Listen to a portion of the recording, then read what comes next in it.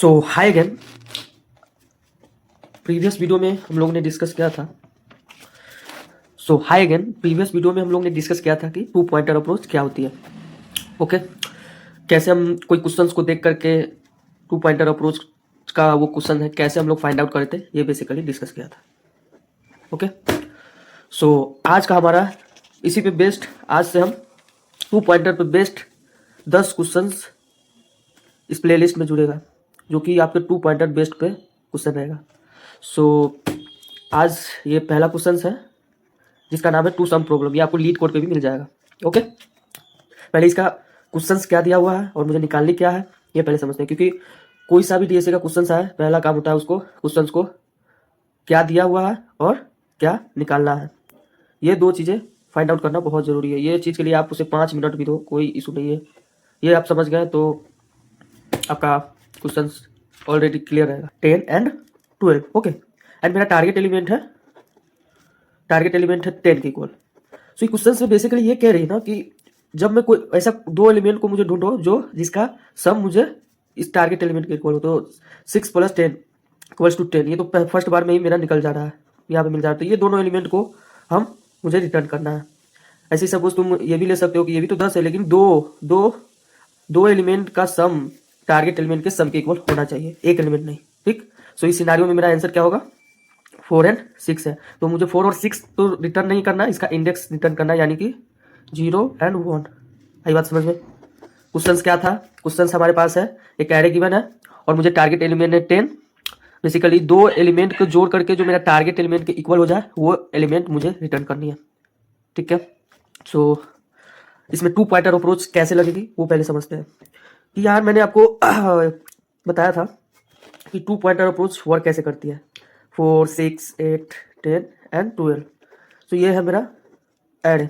To pointer approach कैसे work करता है आपको मैंने बताया प्रीवियस वीडियो में कि टू पॉइंटर अप्रोच कैसे वर्क करता है। वो टू पॉइंटर यानी कि दो वेरिएबल लेना पड़ता है, आई एंड जे। ठीक है। सो इसमें टू पॉइंटर अप्रोच कैसे लगेगा?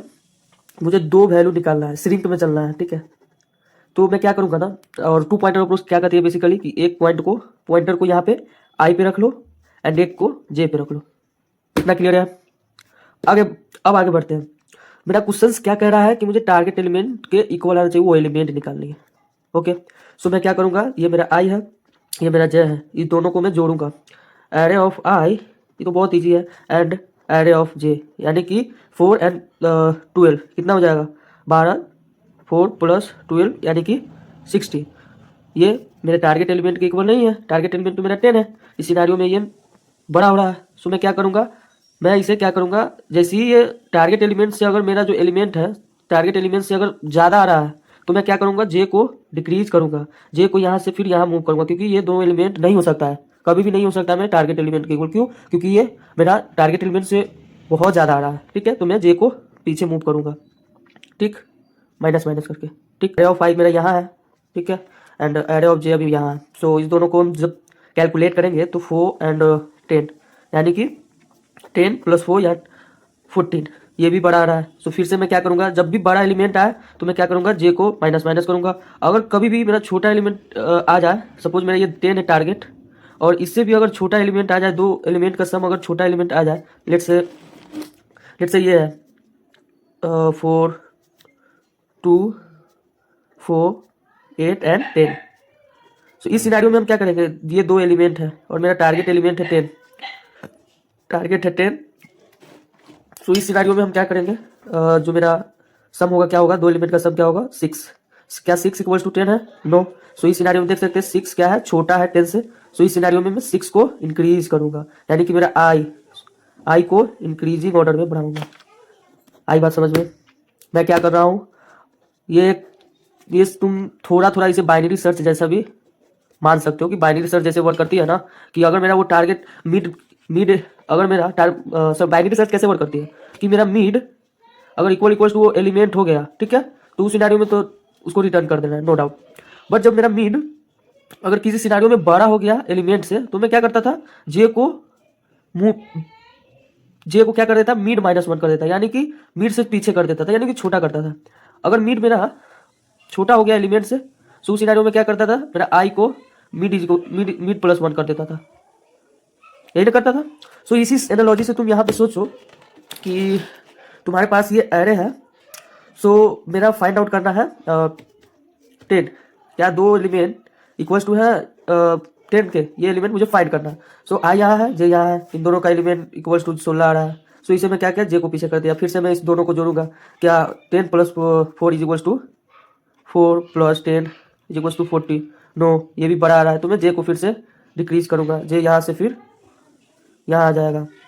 समझ रहे हो, कॉन्सेप्ट समझना है, कॉन्सेप्ट कैसे टू पॉइंटर अप्रोच कैसे वर्क करती है। अगर तुम randomly wise DSA question solve कर रहे हो तो इसी वजह से तुम्हारा डीएसए लॉजिक नहीं बनता है। पैटर्न वाइज पैटर्न को रिकॉग्नाइज करना सीखो कि कैसे हम कोई क्वेश्चंस में two pointer approach, sliding window, prefix sum, slow and fast pointer, ये सब कैसे लगा सकते हैं, हैश मैप का कैसे हम उसमें लगा सकते हैं, ये सभी चीज़ें। तो जे को मैं यहाँ पे डिक्रीज करके फिर से यहाँ ला दिया, तो फिर से मैं क्या करूँगा, सो मेरा क्या हो जाएगा, array of I plus J 4 plus 8 यानी कि 12, बट ये भी 10 से क्या है, बड़ा है ना। तो फिर मैं जे को डिक्रीज करूंगा, जे को यहाँ आ गया, अब मेरा आई यहाँ है और जे यहाँ है। ओके, अब मेरा आई यहाँ है, जे यहाँ है। अब मैं एरे ऑफ आई को एरे ऑफ जे के साथ जोड़ूंगा तो ये कितना हो जाएगा, 6 प्लस 4 यानी कि 10, और मेरा टारगेट कितना था, 10 था। सो इस सिनारियो में क्या हुआ, ये दोनों ट्रू हो गया। सो इस सिनारियो में मेरा आंसर मिल जाएगा। तो मुझे क्या रिटर्न करना है, अगर आप लीड कोड पे क्वेश्चन देखोगे तो आपको ये सिंपली उसका इंडेक्स मांगेगा, यानी कि ये 0 इंडेक्स एंड 1 इंडेक्स देना है। Problem solve.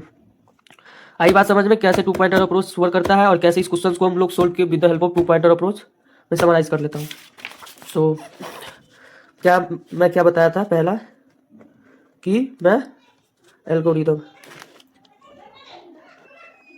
ठीक है, पहला क्या था, फर्स्ट स्टेज में हम क्या करेंगे कि एक लेफ्ट एंड राइट पॉइंटर लेंगे, ठीक है, एंड उसके बाद सेकेंड में हम क्या करेंगे, एरे ऑफ जो एलिमेंट है और एरे ऑफ जे को हम लोग कंपेयर करेंगे कि क्या वो इक्वल्स टू है टारगेट के, ठीक।